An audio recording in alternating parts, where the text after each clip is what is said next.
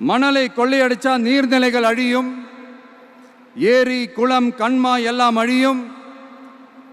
இதெல்லாம் அழிஞ்சா விவசாயம் அழியும், விவசாயம் அழிஞ்சு போனா விவசாயிகள் அழிஞ்சிருவாங்க. ஆக மொத்தம் நாம் எல்லாரும் மொத்தமா அழிஞ்சு போக வேண்டியதுதான்.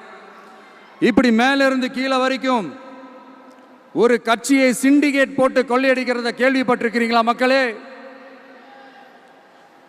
இதே காஞ்சிபுரத்தோட உலக பெருமை நம்ம பட்டும் கைத்தறி துணியும், அதை தயாரிச்சு கொடுக்கிற கைத்தறி நெசவாளர்களும் தான். காஞ்சிபுரம் பட்டுன்னு சொன்னா உலகத்துக்கே தெரியும். ஆனா அதை தயாரிச்சு கொடுக்கிற நெசவாளர்கள் நிலை என்ன தெரியுமா? வறுமை, துன்பம், கந்துவட்டி கொடுமை. பட்டு கைத்தறிக்கு கூட்டுறவு சங்கங்கள் இருக்கு, பருத்தி கைத்தறிக்கும் கூட்டுறவு சங்கங்கள் இருக்கு. சுமார் 40,000 பேர் அதில் உறுப்பினர்களா இருக்கிறாங்க.